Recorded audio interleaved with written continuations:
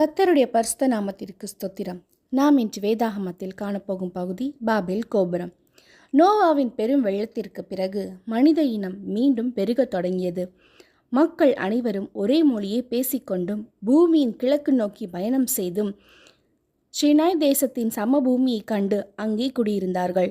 அப்பொழுதுதான் அவர்கள், நமக்கு இன்று ஒரு நகரத்தை கட்டுவோம் என்றும் அது வானத்தை முட்டும் அளவிற்கு ஒரு கோபுரத்தை கட்ட தீர்மானித்தனர். அது மட்டுமல்ல, தமது பெயரை நிலைநாட்டவும் நாம் பூமி எங்கும் சிதறி போகாமல் இருக்கவும் அந்த கோபுரத்தை கட்ட முடிவு செய்தனர். இவற்றை கண்ட தேவன் கோபம் கொண்டு அவர்கள் மொழியை குழப்பி ஒருவருக்கு ஒருவர் பேசுவது புரியாமல் செய்தார். இதனால் வேலை பாதியில் நின்றது. மக்கள் வெவ்வேறு மொழிகளாக பிரிந்து உலகம் முழுவதும் சிதறி போனார்கள். அந்த இடத்திற்கு பாபேல் என்று பெயர் வந்தது. இதற்கு குழப்பம் என்று பொருள்.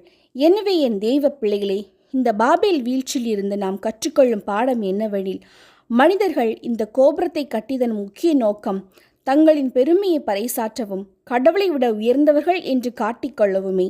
நம் வாழ்வில் எவ்வளவு பெரிய உயரத்திற்கு சென்றாலும் அடக்கம் மிக அவசியம். அகங்காரம் தலை தூக்கும் போது நாம் வீழ்ச்சி நோக்கி நகரத் தொடங்குகிறோம். கோபுரம் பாதியில் நிற்க காரணம் அவர்கள் பயன்படுத்திய கற்கள் தீர்ந்து போனதல்ல, அவர்களுக்குள் இருந்த தகவல் பரிமாற்றம் அறிந்து போனதான்.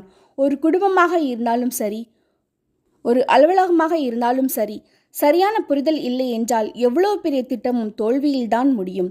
அதே போல நாமும் ஒன்றிணைந்து செயல்படும் போது அசாத்தியமான காரியங்களையும் சாதிக்க முடியும். அதனால் அந்த ஒற்றுமை நல்ல நோக்கத்திற்காக இருக்க வேண்டும்.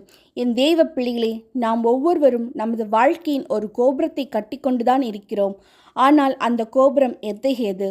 சுயநலத்தின் கோபுரமா அல்லது கடவுளுக்கு எதிரான கோபுரமா என்று சிந்தியுங்கள்.